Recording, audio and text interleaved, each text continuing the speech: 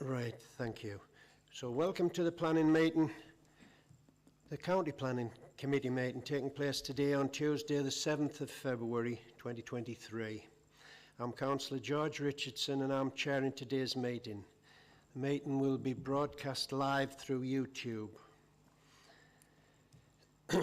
Can you please keep your phones and stuff completely switched off until, and your microphones until asked to speak. Could we have any apologies for absence, please? Councillors Hunt, Martin, Joplin and Bell. Do we have any substitute members? Councillor Oliver for Councillor Hunt, Councillor Brown for Councillor Martin, Councillor Peake for Councillor Joplin and Councillor Heaviside for Councillor Bell. Thank you. Any declarations of interest from any member of the committee? No. Can we go on to the Thank you, Chair. I ought to mention that I am a member of the City of Durham Trust, but have nothing to do with anything that goes before the committee that they've written. Thanks for that, Liz. Can we move on to the minutes of the meeting held on the 3rd of December 2022? And before I ask for them to be approved, Kirsty has an amendment.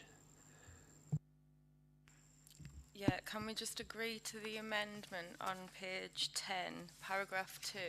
It should read, the Planning and Development Manager referred to the issues on residential amenity which officers had determined to be acceptable and advised that members could give some weight when determining the application to the height of the chimney and the perceived impact of having a crematorium facility in proximity to housing.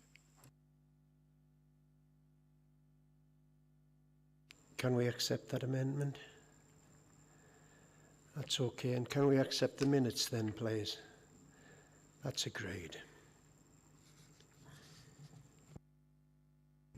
We move on now to the applications to be determined.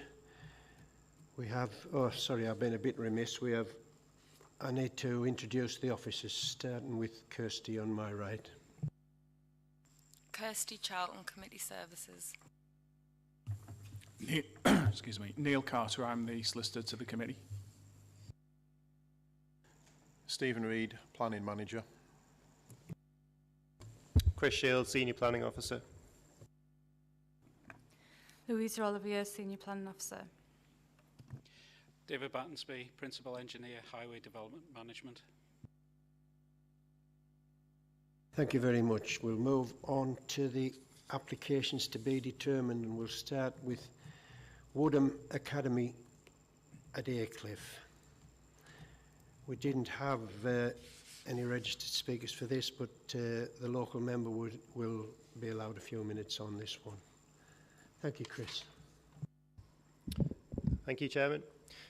Yeah, this is for a new three-storey school building, a new sports building, associated landscaping, bin store, redeveloped access loop, reconfigured car parking, new accessible parking and photovoltaic panel canopy and temporary construction access and parking at the existing Woodham Academy site in Newton Aycliffe. So a couple of updates to your report before we go on. You'll note there was one objector to the application due to the construction access. We've made some revisions to that access in conjunction with the applicant, and that objector has now withdrawn their objection, so there's now no public objections to the application. We've also subsequently agreed the drainage details, so we would recommend removal of condition 11, which requests a surface water management scheme. So moving on to the slides here. Site's located within Woodham. You can see the red outline on the plan here, the existing school site showing the buildings there on the plan. The new school would be built to the east of the existing, southeast corner, so the existing could continue to operate while the new school is being built. This is an aerial view of the site. You can see more clearly the playing fields around the site, which would largely be retained. And as previously stated, the new school would be in the southeast corner. existing access retained. Once the new school is finished and occupied, the current school would be demolished, and that would make space for additional playing fields. Now, the demolition is actually contained within a separate application, which we'll determine later, and that's due to still needing some BAT surveys to be submitted for that. This is the existing access from Wolsey Close. This is where staff would continue to access along with pupils. During construction, there will be a new access created just to the east of the existing access to create a safe entrance that could be segregated away. This is a view of the new site looking east. This is Wolsey Close along here. So the new school will be in this area here. That's an image of what it's going to look like. The materials and the windows, etc., would be very similar to that in the finished school. You can see this is the actual teaching block at the front here, and then behind the sports building. So I've had no objections from any statutory internal consultees, subject to conditions where appropriate. We did have one letter of objection initially, as I set out, and that's been subsequently withdrawn. The proposed development would provide a modern, efficient secondary school for Newton Aycliffe on a site currently in use for education purposes. The proposed development would provide a significant benefit to the community, would be sustainable and well designed and in keeping with and complementary to its surroundings. The development has been considered against relevant development plan policies and material considerations and found to be acceptable. Thank you. Thank you very much for that, Chris. I'll bring in Jim Atkinson at this point, and I said there was no speakers on this, but what I really meant was there was no objectors. We have two supporters to speak for 2.5 minutes each after we've heard from Jim. Thank you. Yes, Chair.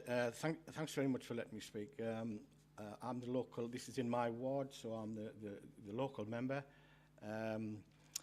All of my children went to the old school. It was founded in 1970. It's had a good tenure. It's done really, really well, and this school couldn't have come at a better time. It's good to see that all the plans have been worked on very hard. There was very few objections, and the one concern that there was is being dealt with. So I'm here to support the planning application and can't wait for it to get started. Thank you very much, Chair. Thank you, Jim. We'll now move on to the two supporters, starting with Maria Deshala, the agent, followed by Danny Morgans from the school, and you'll have 2.5 minutes each, please. Thank you, Chair. Following the withdrawal of the local objection, I'm no longer going to be speaking, so I'll pass it over to the Deputy Head Teacher from Woodham Academy. Thank you. Thank you for that. When you're ready, Danny. Woodham Academy was opened as a foundation school in 1970. It is a class building design and is now at the end of its intended lifespan. Providing the highest quality of education, given the constraints of the building, can prove challenging. During periods of inclement weather, rooms can often be unavailable due to flooding issues, and this has a detrimental impact on students' learning. The proposed new buildings will accommodate students in a variety of modern classrooms and specialist spaces. They will deliver significant operational benefits by minimising movement time around the site and provide state-of-the-art IT infrastructure, and will offer an attractive learning environment to deliver the school curriculum, all of which will contribute to enhancing students' learning. The replacement buildings will also bring budgetary savings. Essential maintenance costs, works cost around the school in excess of £50,000 annually. The scheme will also provide a more energy efficient building, reducing the carbon footprint and creating a more sustainable environment. It's extremely important for the project to commence on the planned start date. The timelines have been carefully considered to ensure that the new school buildings are open and all resources have been moved to allow a smooth transition for students in September 2024. Any delay with the commencement of the construction works would add further disruption to students' learning by having to move buildings mid-term. This is an exciting opportunity to develop a new school building that will bring an educational environment for the young people of Newton Aycliffe into the 21st century. We also believe that the proposed redevelopment will have far-reaching benefits to the whole community for generations to come. Therefore, we politely request that members recognise the need for and the importance of the proposed redevelopment and that the application is positively determined without delay. Thank you. Thank you, Danny. Do any members of the committee have any questions for either the head, deputy head, or the agent? Chris, is there anything you wish to come back on? Now we'll straight over to the committee for debate. Sam first, and then Maura at the back. Thank you, Chair. Well, it's a no-brainer, this one. It's always nice to see new builds in education for our children coming through, and I would like to go with Officer's recommendation of approval. Thank you. Thank you very much for that. Over to you, Maura. I'd like to second that. Yeah, no problem. Thank you. Anybody else? David? Yeah, I agree with the other speakers. It is a no-brainer, and it's great to see the new towns of County Durham thriving, and I think this school will just add to that. Thank you. But they're not new towns now, but they were new towns back in the day. Thanks for that, Dave. Anybody else want to contribute? Peter Moore. Thank you, Chair. Yeah, I echo the sentiments of my colleagues on the committee, and it's also important that when we do have the opportunity to invest in the next generation, that we should grasp it with both hands, and perfect opportunity with this new school, and I wish it every success. Thank you. Thank you very much. Anyone else? Anything to say? No? Well, we've got a mover and a seconder for approving the officer's recommendation. All those in favour? That's unanimous. Thank you very much. So you're free to go, Danny Hen. Michelle. Thank you very much. Thank you. You're welcome. It was a no-brainer, as Peter said.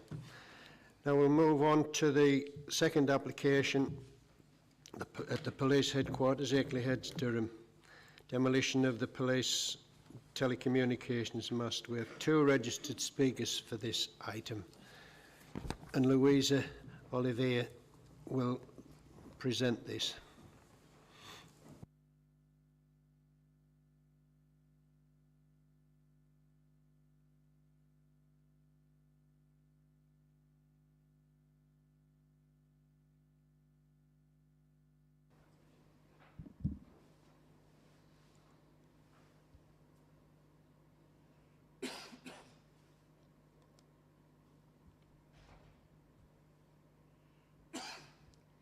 Thank you, Chair, and good morning, everyone.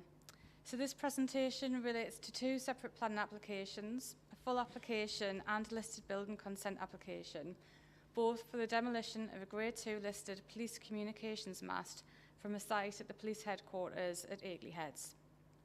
I've just got one update for committee, that the reference number for the listed building application is DM22-02347LB and not that listed at the title heading in the report pack.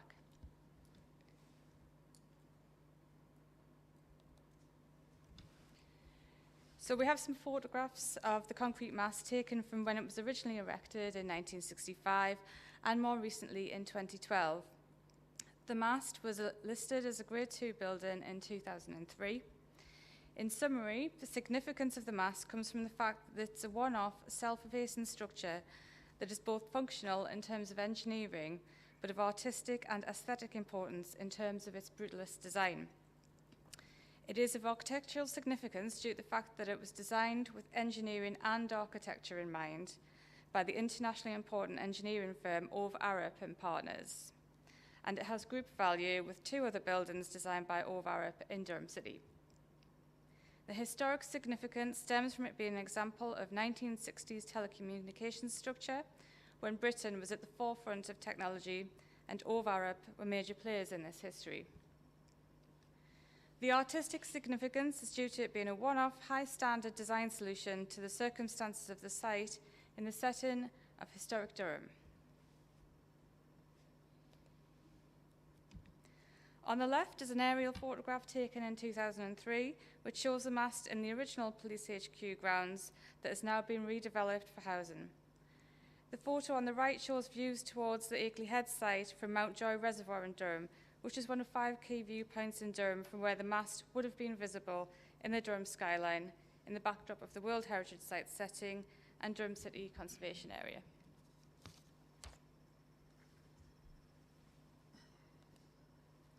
So just to provide some background to the application. In 2012, planning permission was granted for the demolition of the police headquarters buildings and the telecommunications mast at Akeley Heads, and to redevelop the site for the erection of 217 dwellings. Planning permission was also granted for new police headquarters and to re-erect the Grade 2 listed mast adjacent to the new HQ, and listed building consent was also approved for the demolition of the mast. These permissions covered the requirements to agree the method of demolition, timetable, and the re-erection of the mast. The upper red circle shows the original location for the mast, and the lower red circle shows the new approved location. In 2016, the applicant submitted an application to discharge conditions in relation to the methodology of demolition and timetable for works, but these details were not discharged as there was insufficient information provided.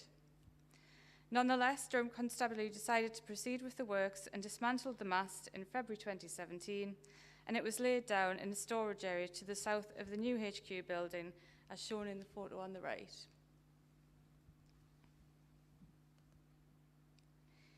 In 2020, the Council received an enforcement complaint, investigated and wrote to Durham Constabulary to advise it to regularise the situation. The mast would need to be re-erected and the conditions in relation to methodology and timetable discharged. In 2021, the Council were advised by Durham Constabulary that following survey work and consideration of budgets, that they intended to submit an application to demolish the mast, which has led to this application.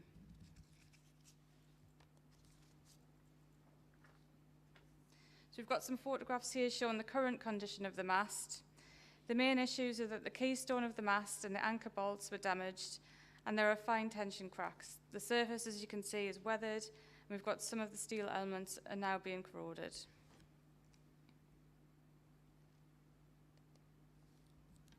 Turning to consultative responses, the City of Durham Parish Council object to the proposal, and they consider it fails to comply with County Durham Plan Policy 44, Durham City Neighbourhood Plan Policy H2 and key parts of the MPPF, and consider financial viability not justification in this instance. Historic England object and recommend refusal on heritage grounds as the proposal does not meet the requirements of the MPPF, and they refer to statutory duties in respect of the Planning, Listed Buildings and Conservation Areas Act 1990. The Council for British Archaeology, Historic Buildings and Places, and the 20th Century Society, who are all amenity societies, all object that substantial harm does not outweigh public benefits and that the rising cost is not justification for the loss of the asset.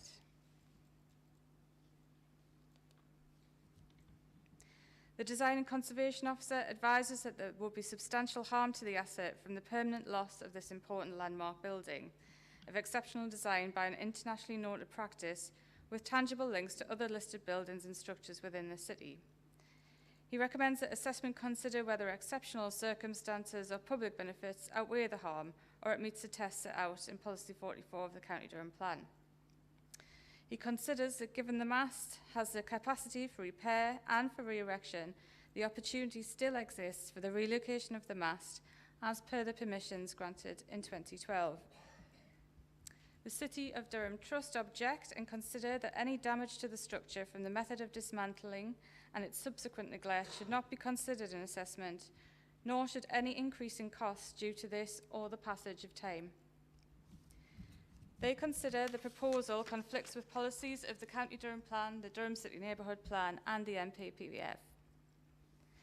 We've had 3 letters of objection received during the course of the application, raising issues of lack of care shown by the Council to the listed asset, concerns over whether a decision would impede enforcement action, the damage that has been done to the mast during dismantling, and failure by the applicant to properly financially plan for the re-erection work.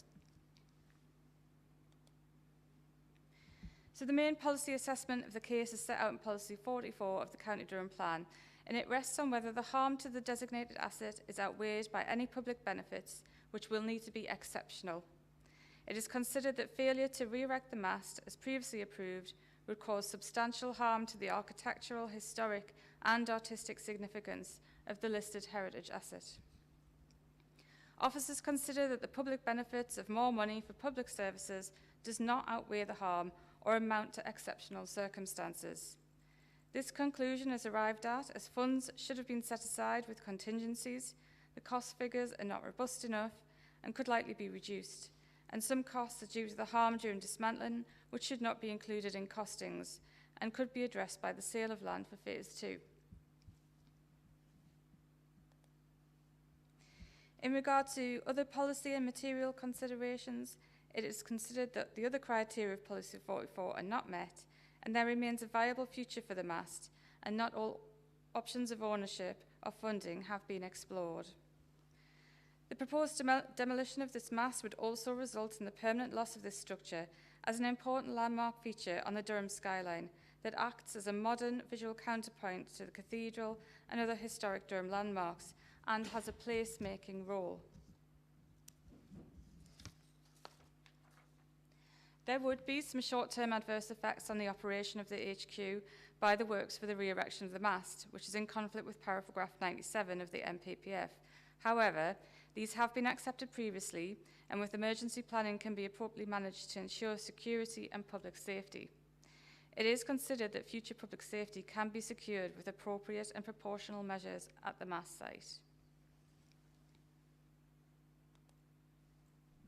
So to conclude, the loss of the mast would result in some substantial harm to the Grade 2 listed building that fails to be justified by any exceptional reasons or the public benefits identified in policy tests. The proposal also fails to sustain the significance of the contribution that the mast would make to the setting of the Durham City Conservation Area and the World Heritage Site and to the character of the area and sense of place. The proposal would therefore be contrary to policies 44 and 45 of the County Durham Plan, Durham City Neighbourhood Plan policies and historic environment policies of the MPPF. Given the conflict with the development plans, paragraph 12 of the MPPF directs that this application should be refused. The material considerations in this case do not justify a departure from these policies. Thank you, Chair. Thank you very much, Louisa. Very well presented. We now move on to the Parish Council, who are objecting to it. Esther Ashby, please. You'll have 5 minutes.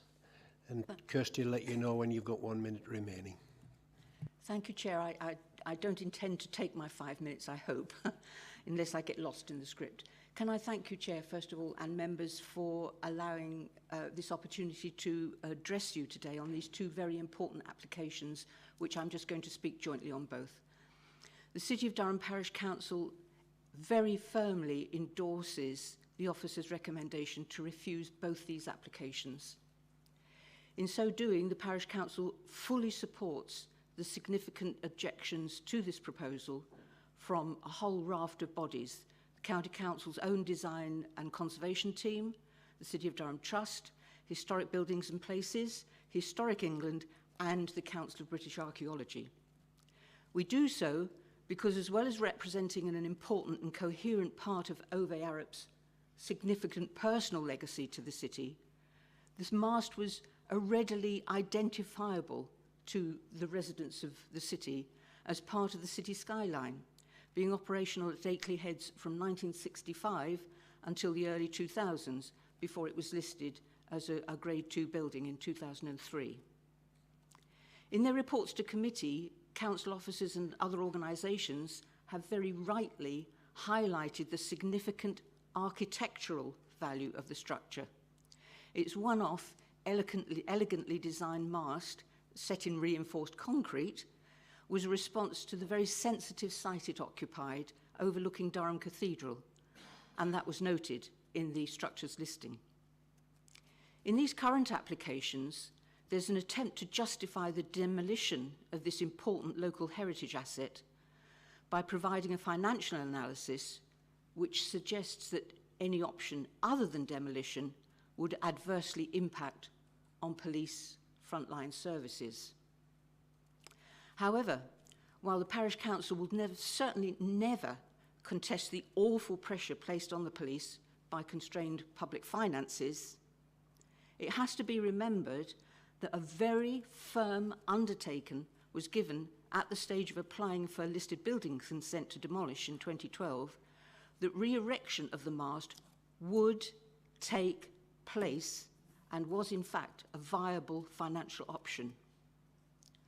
Furthermore, it's important to remember that the 2012 scheme enabled the development of 18 additional houses on the site, a scheme for which Durham Police received an agreed and significant financial payment. The Parish Council submits that any financial consequences ensuing from the requirement to move and re-erect the mast should have been taken into account by the Police Commissioner's Office at the planning approval and project implementation stages of both the housing development and the new police headquarters. We contend that the loss of the mast would firstly fail to sustain the significance of the designated heritage asset itself, and secondly, but just as importantly, the contribution that the mast made to the setting of Durham City Centre Conservation Area and World Heritage Site, as well as the character of the Akeley Head site and its own very uniquely defined sense of place. Furthermore, the loss would result in harm to the wider understanding of heritage assets of this nature. In summary, the level of harm to this designated heritage asset, a Grade 2 listed building, would be substantial and would certainly not be outweighed by either public benefits or any other material considerations. Officers have very rightly recognised that the unwelcome harm done contravenes a whole raft of well-established national and local planning policies, a situation that we feel must now be rectified. The City of Durham Parish Council therefore urges members, in fact pleads with members, to support the recommendation of officers and refuse both the planning and listed building applications without delay. Thank you, Chair. Thank you very much, Esther. Very well presented. Now, we have no local members registered to speak, but we have 2 registered speakers objecting. No, sorry. We move on to the supporters stroke applicant, and I've got written down Gary Ridley from Durham Constabulary or possibly Oliver Jocelyn. Are you Gary? Thank you. Whenever you're ready, Gary, you'll have 5 minutes. Kirsty will let you know when you have 1 minute remaining. Thank you. Good morning, everybody. Thank you for giving me the opportunity to address the committee today. I am the Assistant Chief Officer for the Force, and I am also the Chief Finance Officer for the PCC, whom I am representing. In relation to the mast, the PCC accepts its historical significance and the damage that would be done in planning terms were it not to be re-erected.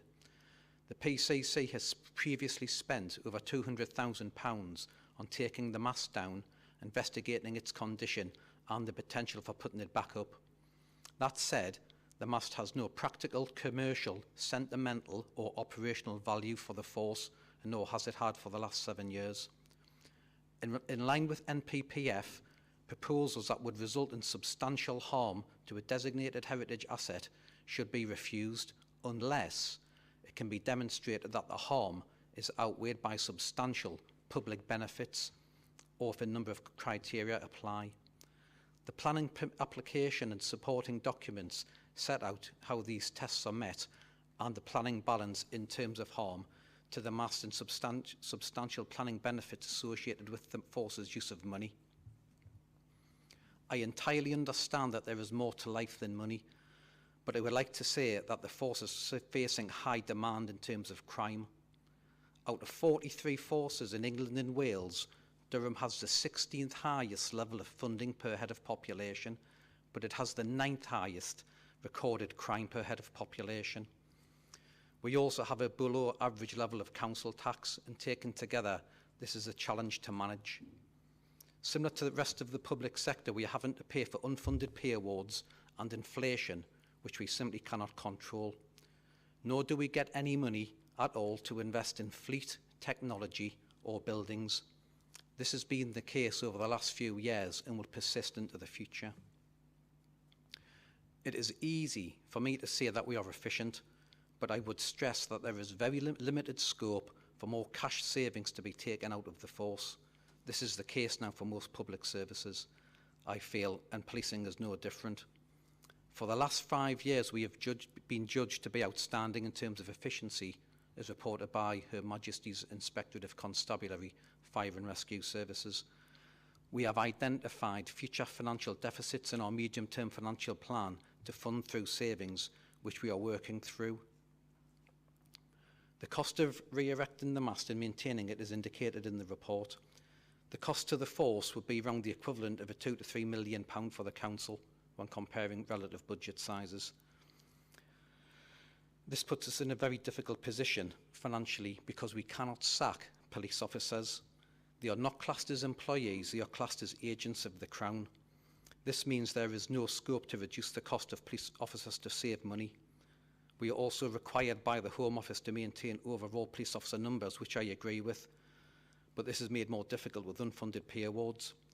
In relation to police staff, we've taken the decision to reduce our police staff by 10%, which is 120 job losses over the next 2 years.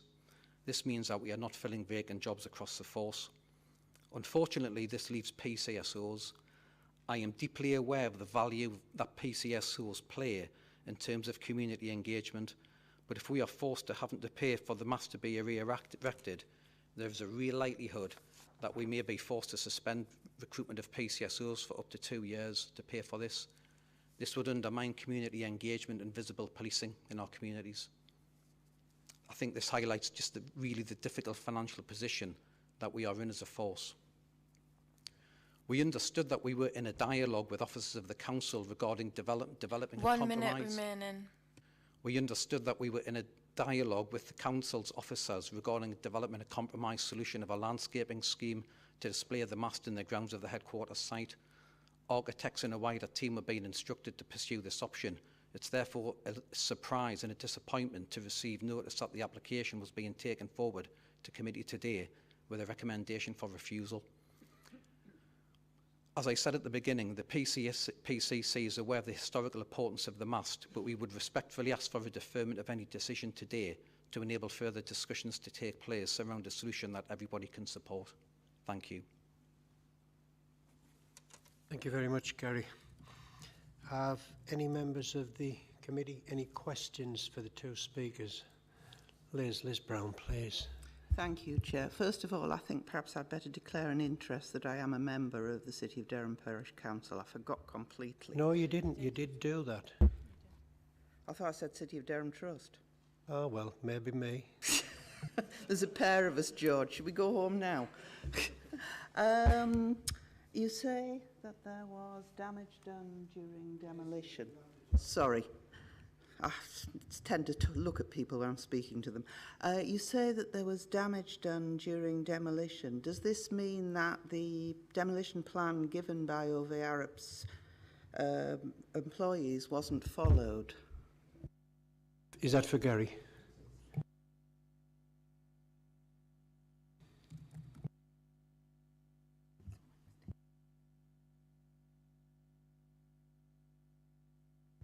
I've just been advised the demolition plan was followed. There was no intention for it to be damaged. However, during the dismantling process, part of the structure was damaged, which resulted in us having to put brackets there to stabilise it. There was no intention. But this is mendable, I also understand. I understand we would have to recast the keystone. Thanks for that response. Anyone? Maura, is your hand up? Simon, was yours up to follow? Yeah, thank you. Maura and then Simon. Could the applicant give a bit more information about the landscaping plan and the discussions around that, just for context?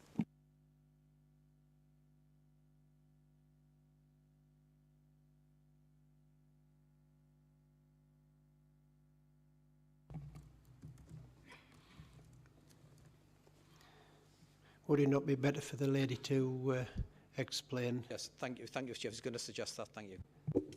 Hello there, my name's Michelle March. I'm the Head of Estate for the Constabulary. In response to your question, the proposal for a landscaping scheme came through from the City of Durham Parish Council, I believe, to undertake a landscaping scheme where a monument will be created in some kind of public space rather than a full re-erection. That sort of proposal came in quite late towards the application process, and we were just in the process of securing landscape architects to investigate it and work with your planning officers regarding that option. Thanks for that. Simon Wilson. So this is just carrying on from Councillor Brown's question. So you've said there that there was damage caused when this was taken down. Just wondering, in terms of who took it down, is this something that that's being pursued with the people who've done that? Was the damage caused by contractors, subcontractors, whatever, and is that being then taken forward? Because when we're talking about costs, if they've damaged something in the process, which is their responsibility, surely you have something there that you can go back to them and ask them to essentially, is it insured for anything around that sort of? There's absolutely no practical option of us doing that. When we actually put out to tender for a contractor to come and dismantle it, they worked with Ovara, but we got the specification from them. There was very, very few contractors willing to engage with us on it. We got one who came forward, but they said there were risks because the structure was never ever meant to be properly dismantled. When they took it apart, the keystone had to be broken because of the way it was constructed. And for it to be lifted, the only safe way to lift it with craneage was to have bolts and brackets inserted. So we had to get a company down in Teesside to sort of practice and have these bolts expressly manufactured for the structure. So, you know, we had to work with the contractor through the process. It wasn't that they sort of put in a method statement and then, you know, didn't follow it. They did say that there was always going to be risks. Elizabeth Brown, please. Thank you, Chair. I know nothing whatsoever about building. I'm looking at the pictures here. Which is the keystone, please? I believe it's sort of where the bottom of the tripod is. It's that sort of triangular, sort of prismatic shape holding the sort of needle above it. I believe that's the keystone. It's the crucial part of the structure. Elaine Peake, please. Surely you were granted an application for the building and therefore money was set aside and an additional 18 houses sold. So money has been set aside for this. So where is that money? Chair, we received a capital receipt from the sale of the asset. That went into the coffers, if you like, of the PCC. That has essentially been spent over the last 12 years. What we didn't expect was the level of austerity and the level of inflation that we're seeing. So effectively, that money that we received from the sale has been used to maintain service delivery. Okay. And the cost of the mast was higher than expected in the first place. Taking it down. Do you have a supplementary, Elaine, or not? It's just that there were conditions given on taking this down. The conditions were the funding was there, and I just feel the funding really shouldn't have been spent. It was already spent. It's been spent twice, really. It was already spent or issued to erect that back. I just don't understand why it was tipped in with the rest. Over the last 12 years, we've lost 480 police officers, and we've only been given money for 226 back. So what we've been trying to do, we've effectively used that money to fund service delivery.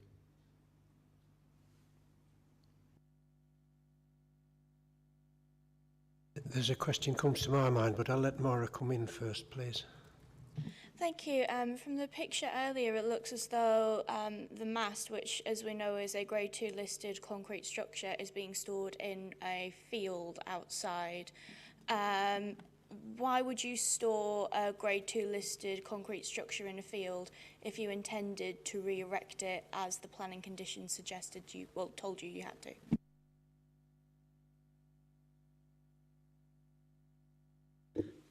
Yeah, I would point out that the laying it down was sort of engineering advice to do that. The mast had sort of been outdoors for its 50-year life. So we were advised to sort of keep it outdoors, and laying it down was the obviously only solution other than laying it vertically.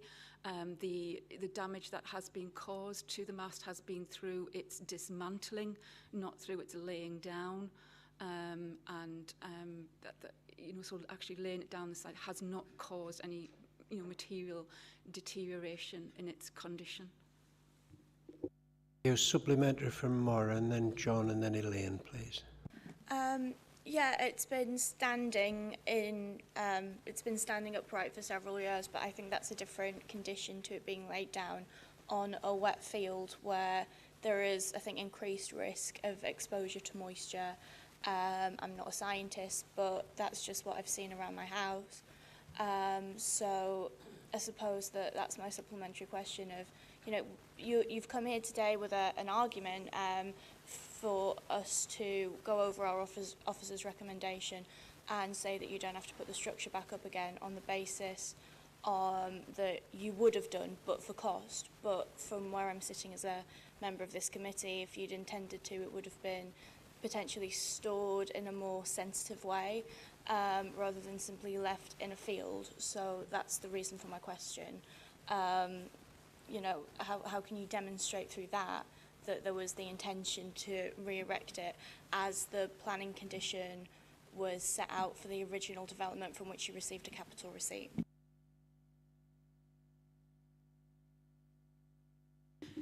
We followed, I would reiterate, we have followed engineers' advice on this. This is not my expertise either. We have followed structural engineers' advice on this. They advised us laying us down wouldn't create stress fractures. We did put a tarpaulin over it, to give it, some kind of protection. Although engineers did actually say to us, in reality, it didn't need it and it wasn't actually going to add anything. But we felt that we had to, at least, place a cover over it. And as I say, the engineering advice was that laying it down would not materially affect its condition. Thank you. On to John. John Higgins, please. Thank you, Mr. Chairman. John Higgins, Wingate Ward. You mentioned that it costs more to take down than what you originally thought. Was that after you'd accepted the tender price of the contractor? If so, why did that additional cost not fall on the contractor? The cost of taking it down was a contractor's sum, you're quite right. It's once we actually got the structure down and then examined it, which we were told at the start, we can't give you a cost for putting it back up, we can only give you a cost for taking it down, because we needed to examine its condition. So the cost for taking it down wasn't where the costs went up. The costs have gone up in terms of its re-erection, specifically around having to have a key piece of it recast. Which is why we're now looking at the deferment to investigate other options available. John, you have a supplementary. Thanks, Mr. Chairman, for letting us come back in. I accept what you're saying, what you've just said, but your colleague did say previously that it costs more to take down than what you originally thought. You've given a different explanation than what your colleague said. Thank you. I think what Gary means is once we got it down, we then had to investigate it more thoroughly. Rather than the actual cost of taking it down, transporting it and laying it down, which was the tendered cost, we've had to do investigations into it very thoroughly, and we've spent a lot of time. You can see by the lapse of time from bringing it down to the application that's here today, we have spent a lot of time in investigating the options available. Thank you. Pete Malloy. Thank you, Chair. During the presentation, it stated that not all funding avenues have been pursued to obtain the funding. I can think off the top of my head something like maybe lottery heritage funding or something like that, considering the type of structure that we've got and its heritage importance. As the police, I should say, what sources of funding have the police pursued to try and mitigate the amount of funding coming from yourselves? Thank you. Very good question, Pete.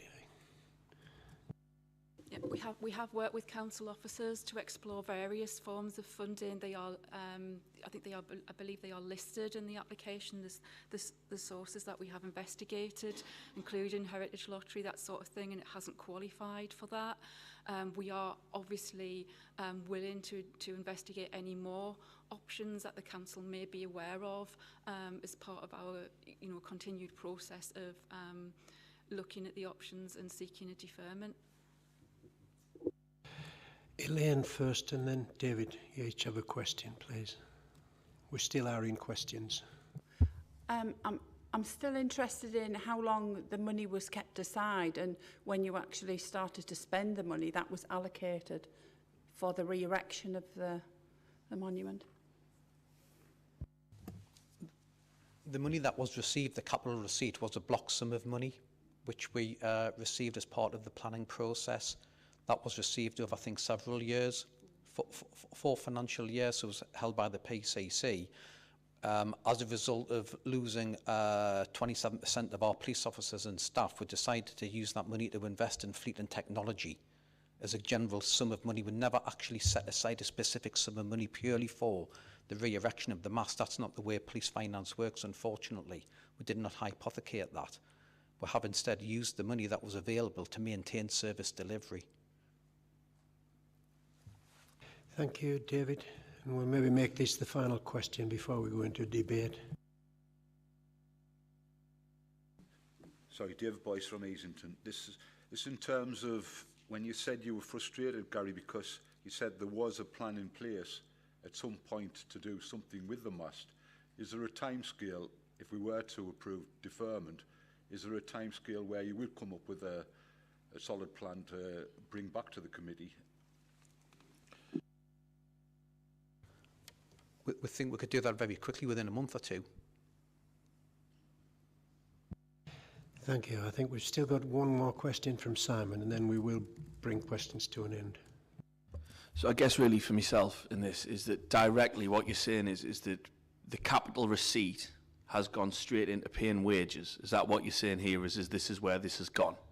Is this the exact, if we were to look into this, if this has gone straight into paying wages, then that would be straight where it is? Or has it been that this has been used in some way for something else, capital, which is then allowed offsetting budgets in other places?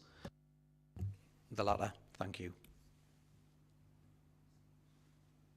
Can I just follow up? So what's that done around? Is that sort of what sort of capital stuff around that? Has that then gone to what is it? Is it been just to get an idea so we know for where that? In the last 12 years, we spend about £1.2 million a year on fleet, 80 police cars. We drive them to death, quite frankly. We spend in excess of £4 to £5 million a year on ICT. ICT, in similar vein to our personal ICT, lasts about 3 or 4 years. So they're very heavy replacement programmes. That's what it's been spent on. You're not allowed, in terms of public sector finance, to spend capital receipts on day-to-day wages. Thank you. I think we've done questions to death, considering we supposedly just have one question each. Louisa, have you anything to come back on, please? Yeah, just to pick up on a few points. In terms of the funding, it was my understanding that the lottery funding hadn't been fully explored, according to the documents that I've seen. In terms of the financial ramifications, obviously, we do appreciate that there will be financial ramifications for the service. However, this comes down to financial decision making by the police authority in the past. and the decision was made to spend the budget for re-erecting the mast on other priorities such as technology and fleet. And that's what's led to these potential impacts on service now. We obviously appreciate that financial circumstances have changed, but contingencies should have been put in place, and they have had 5 years to do the works. And what we're talking about, a difference between the re-erection or demolition, is a sum of £250,000. In terms of the public art option, yes, we did have a meeting with the constabulary regards this. However, this still really amounts to the demolition of a listed building, which is what we're considering today, as it doesn't involve re-erection. It just the mast in full vertically. What they were talking about was in pieces and horizontally. So it still amounts to demolition as far as we're concerned, and it's not, what they were talking about isn't something that would be particularly supportive in heritage and design terms either. If you were to approve the demolition, that could be something that could be conditioned, a scheme for public art.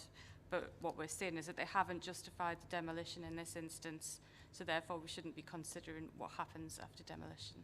Thank you. Thank you. Now it's over to the committee for the debate, and Simon had his hand up first, and then you, Liz. I guess I've got a question for the solicitor. In terms of this, if we were to turn around and say, right, we don't approve demolition, is there still scope for us to be working with the police force to turn around and say, this has to go back up? But obviously, because I am torn with this. I see the artistic merits. My own little thing, I love brutalist architecture. However, I also see on our streets exactly the support that is needed in our communities with this.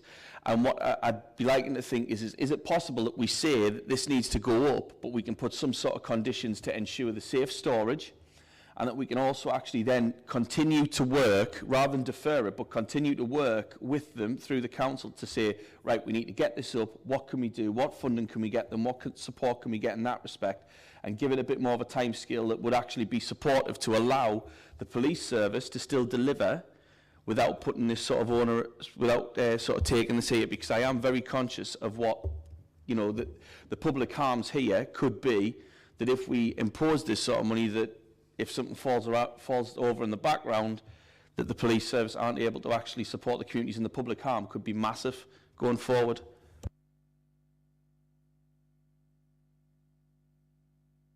Neil's going to have a word to that. Thank you, Chair. I think there's essentially three options here. So in terms of the application, you know, you can either refuse it in accordance with the officer's recommendation for the reasons that have been well rehearsed. You can't approve it today, so you couldn't. You can't do that simply because there's an objection from a statutory consultee. So you know, if you were minded to give listed building and planning permission for its demolition, that would have to be referred to the Secretary of State, who would then decide whether to call it in, and then only in the event that there's no call-in would you then be able to make that decision. The other alternative, the third option, is to defer. From what I've heard so far, I'm not really convinced that that's a realistic option, given that, as far as I can see, we've got all relevant information in order to reach a decision today.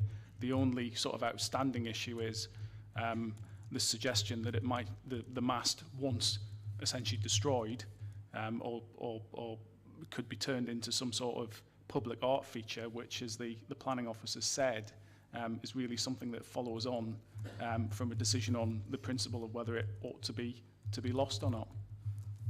I guess maybe he's probably didn't word it best. Essentially, if we were to say we refuse demolition, we wouldn't have any sort of set timelines, and we could still work as a council, and it would be within our gift to still work to help to try and get funding and those sort of things with the police in order to get a time, to get the money, to get the funding there for them, to help them and support them to do that, to put that back up. And it doesn't have to be done within, say, a year. It doesn't have to be done within 2 years. It could be something where we have to work. We just make sure that it's safely stored, and we actually take that forward with them to say, right, we'll support you, we'll help you, we'll try and get you the funding to do this. Yeah, I mean, if the application's refused today, again, there's a number of sort of potential scenarios. You know, the applicants might decide to appeal. There's certainly nothing that would stop us continuing to have a dialogue with the applicants about how best the re-erection of the mast could be supported. But, you know, ultimately, there's an application before you today that really ought to be decided one way or the other. To be fair, that for me, in terms of that, if that's the case, and it's an open-ended thing that it can be put up. Obviously, you don't want to just keep kicking the can down the road. But if there's an open-ended something there where actually what's being asked for you by the police force is deferment, however, a deferment wouldn't be appropriate if we just refused it and could still continue to work with them, that would say to me that actually that's the same state of play as what they're asking for in a deferment. So I'd be saying that I'd be quite happy to put that forward as being to go with the officer's recommendation. I'd move that. Chair, if I could just add, the only thing I'd caution against would be that being something that's completely open-ended. You know, clearly, and this is not a matter for this committee today, but there are outstanding breaches of planning control. There could be enforcement action that follows on from any refusal today, but clearly, you know, we'd have to, that's a delegated matter outside of committee's remit, but that's something that we'd have to give consideration to. And yes, there may be a period of time where there's dialogue ongoing, but if that isn't fruitful, there'll come a point in time where it may be necessary to take enforcement action. Well, I understand, but then obviously that's then something that we can work with within our own sort of way, and that is within our gift still to work and ultimately have the same sort of outcome. To me, that would appear to be the same sort of outcome as what's been requested there. So I'd be quite, as I say, I'm quite happy to continue to move officer's recommendation on this. Stephen Reid's going to come in and have a word. Thank you, Chair. Yeah, I think just to add to Neil's comments in respect to Councillor Wilson's question, Chair. Obviously, this is a retrospective application. The work has already been done in breach of the planning requirements which Louisa set out in her report. However, yes, it is custom and practice that as and when a retrospective application is refused, whether that's under delegated powers or through a planning committee, you know, as per the advice in our enforcement plan, we do tend to provide a limited period of time for an applicant following refusal of a retrospective application to see if we can get around the table and come up with a solution that at the end of the day would prevent potentially expensive legal action moving forward. I do agree with Neil's advice to the committee chair that, especially bearing in mind the timescales which have occurred here, which Louisa referenced in her report, I do agree that I think we'd expect any movement from the police to be extremely time limited here. But yes, just quickly to say I do agree with Neil's advice there, Chair. Thank you for that. Liz Brown, please. Thank you, Chair. I have to say that this mast lies within my ward, and I remember it going up when I was 6 years old, which tells you how old I am. To me, this is like someone... Louisa, could you put the picture of the mast as it is now up, please?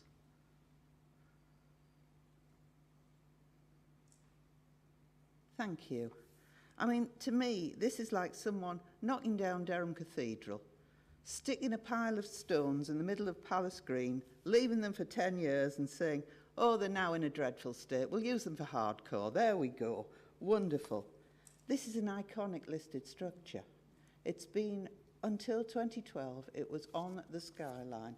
I think the police are being disingenuous by saying, oh, we can't afford it now. The money should have been earmarked to do this. Bear in mind they are now in breach of condition, as Stephen has just said. It's been moved that we go with officers' recommendations, and I should like to second that, please. Thank you, Liz. Beauty is always in the eye of the beholder. David, you're next, please. Thanks, Chair. I don't know if I should declare an interest because I sit on the Police and Crime Panel, which oversees what the PCC does. Should I declare an interest in that?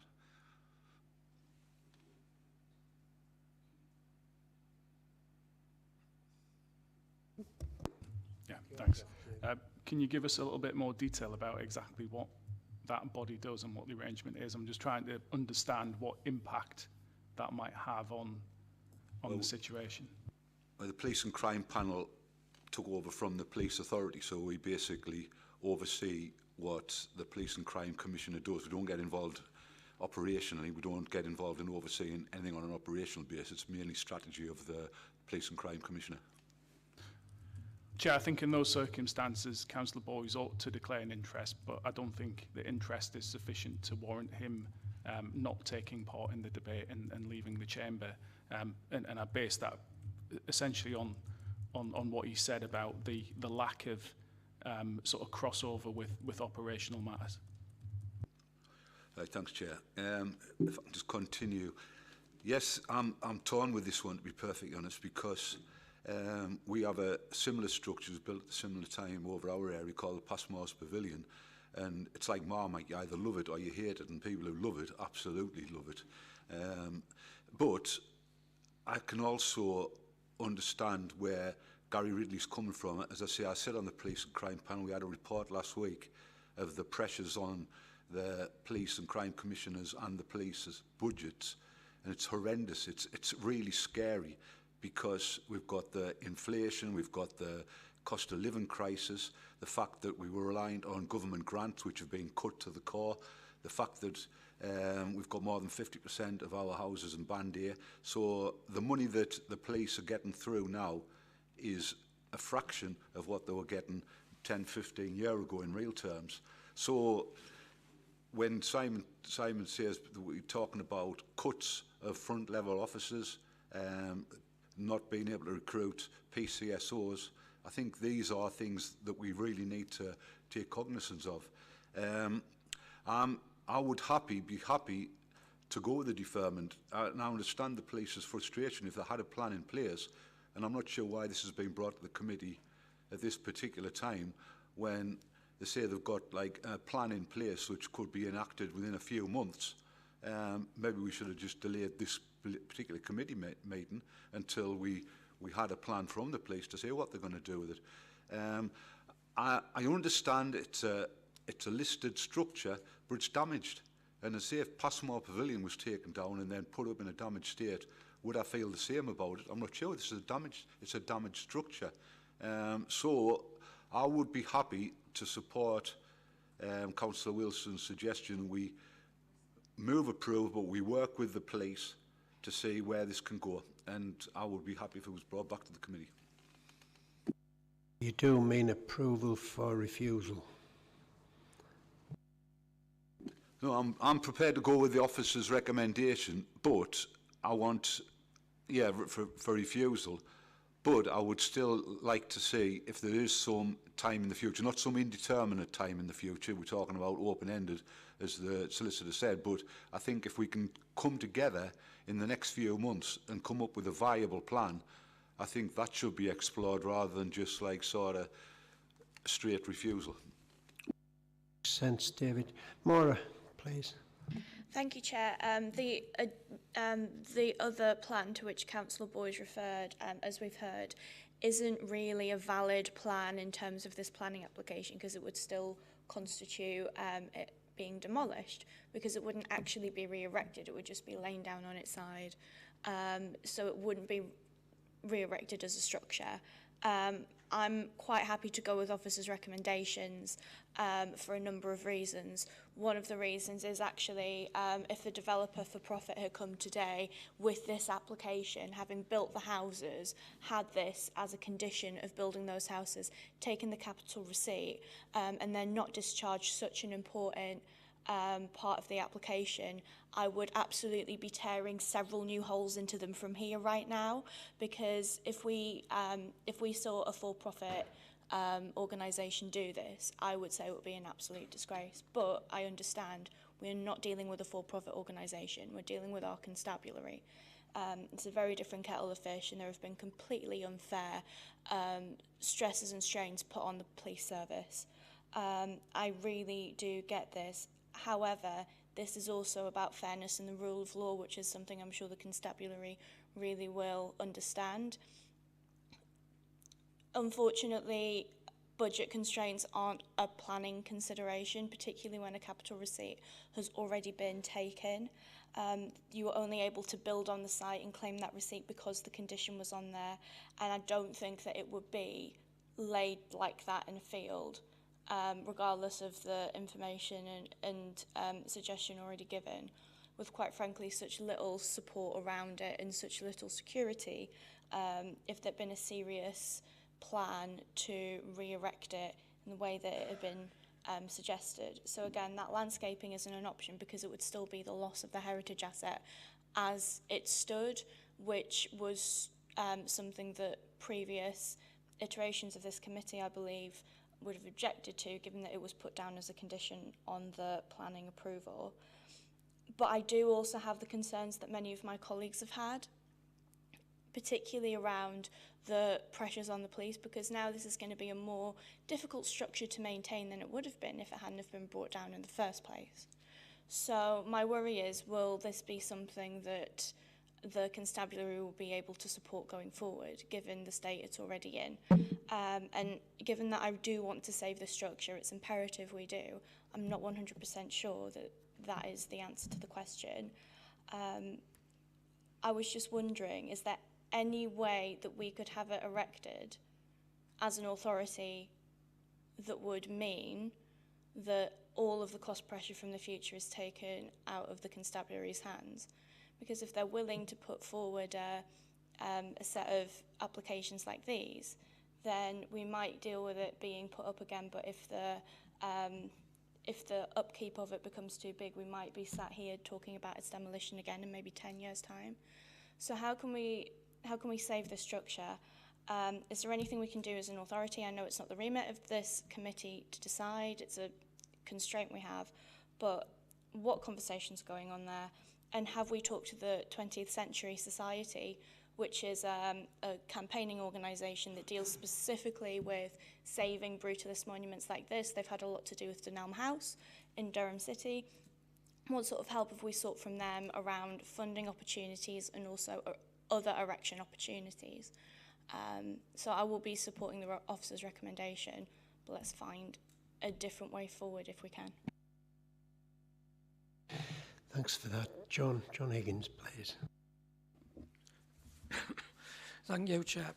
I fully understand what the police are saying regarding the pressures what they'll be under if they have to spend the money getting it re-elected. But what we've got to remember is that that's also their shortcomings as well, because they got capital money a number of years ago to put the item back up. Now, no one wants to see less police officers, less vehicles and everything on our streets. We all want to see more. Every authority, whether it's private business or whatever it is all under the same pressures as the police for finances. But then we've got to look at the other side of the coin. This is our heritage. It's not only the heritage of residents of Durham City, it's the heritage of everyone who lives in Durham. Therefore, I am supporting the officer's recommendation for refusal. Thank you, John. Kevin, you're next, please. Kevin Shaw. Thank you, Chair. Just very briefly, there's a lot being said on this. I'm minded to support the Office of Police and Crime Commissioner in seeking deferment for this. I think the financial impact of the constabulary does outweigh any public benefit of resiting the mast. I think we should take an opportunity to have further dialogue with them and bring this back to the committee at a later date. And the indications from the Police and Crime Commissioner's office is it wouldn't be very long. Thank you. Phil, welcome. You're next. Thank you, Chair. I'll open by saying I'm disappointed by the mitigation offered by the applicant. The mast came down 10 years ago. It was inspected 10 years ago, but then they took the decision to spend all the capital money that came from the application, which is basically just left a bigger hole to fill now. When the application was first approved over 10 years ago, there was a commitment to re-erect the mast, and this should have been at the back of everybody's minds throughout the preceding years, and the money should have been saved. I support the recommendation from the officers. Thank you for that, Phil. Peter Molloy. Thank you, Chair. Just before, John, can you knock off, please? Thank you, Chair. Yeah, as many of my colleagues here on the committee have said, that the money's been set aside and it should have been erected. I've reading through and listening to what I've been saying, what's been getting said, I'm of the opinion that, may be right, it might be wrong, that the police maybe never wanted this re-erected anyway because they knew what the cost was going to be. So they've just left it there open, that time would go by and it'd be, oh well, yeah, it's costs are too much, you know, we can't erect it. So, you know, in my opinion, it was purposely done. As I say, I might be right, I might be wrong, but that's my opinion. I represent Spennymoor Division, and I think the use of finances in this is an excuse to pull at heartstrings to say, you know, the money here, you'd have better policing in your towns across the county. I don't believe if the money was diverted from this to put into policing, that our towns would be more safer. We'd have a better police presence in our towns. I honestly don't think that. And also, it should have gone up in the first place. It is a listed structure, it is a listed building, and if it is demolished, we'd be committing cultural vandalism. We're not the Taliban. You know, this should be going ahead. We should have pride in our culture. It's unique. We should pride in our heritage, and I support the officer's recommendation. Thank you. Thank you for that. Do we have any other speakers? Sam, bring some sense to us. Thanks, Chair. I've listened very, very carefully to everyone this morning. At one point, I was thinking, like Councillor Boyd was said, let's have deferment. But the more and more I listened and taken in what was said, and actually looking at that photograph up there, how this structure has been, the only word I can describe is dumped. It's been dumped there. If we don't support officers' recommendation on this one, this could open the floodgates for other grade listed buildings to be destroyed. So I've come to the decision. It hasn't been an easy decision for myself, but I'm going to go along with officers' recommendations here, because the last thing we want is the floodgates to be opened for other structures to be treated in this way. Thank you. Thank you, Sam. David, do you want to come back? Yeah, just because it's a listed building doesn't mean it's a good listed building. We had a school up for 100 years, which we were determined to get down, and we were desperate to get down, and the whole community wanted to get down. So English Heritage, in their wisdom, listed it 20 years ago, but nobody in Easington or the area wanted it listed. Nobody wanted this building kept up. It was a demolished, biggest pigeon cree in like East Durham. But you know, just because it's a listed building doesn't mean it's a valued listed building.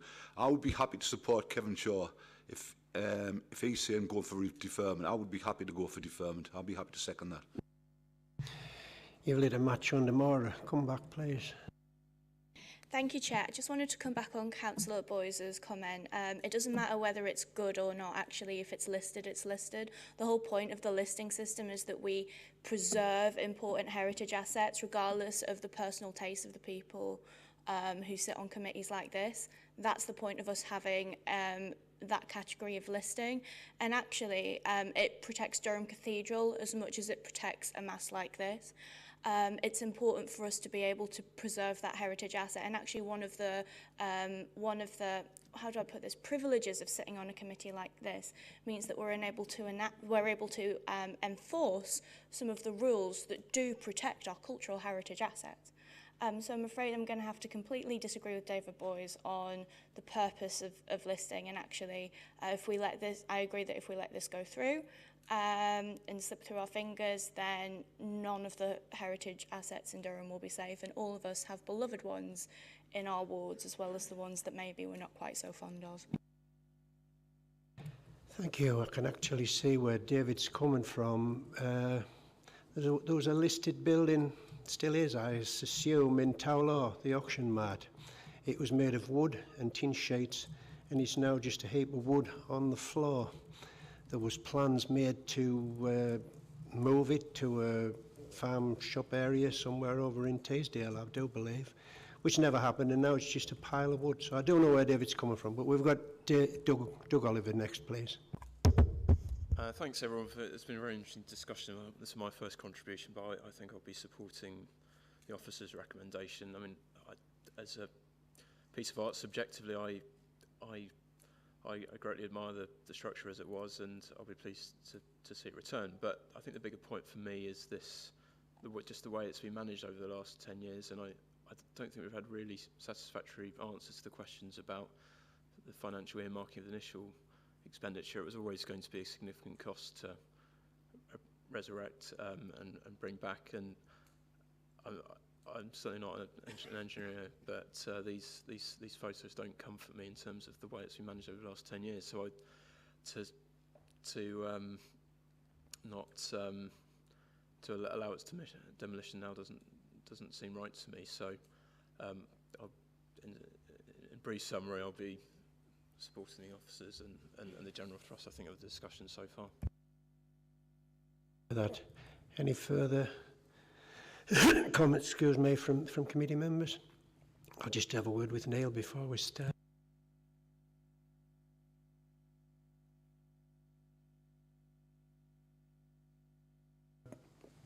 We've got two. We've got a motion for deferment proposed by Kevin Shaw and David Boyes. We'll take that one first, please. All those in favour of deferment? All those against? Thank you. Well, the deferment is lost. So we go to the original motion, which was for refusal and proposed by Simon and Liz. All those in favour of refusal?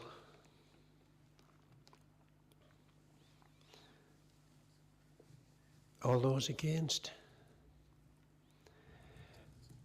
That comes through 10-2, so the motion is refused. Thank you very much for your attendance. That concludes today's business. If you'll give us a minute till IT switch off.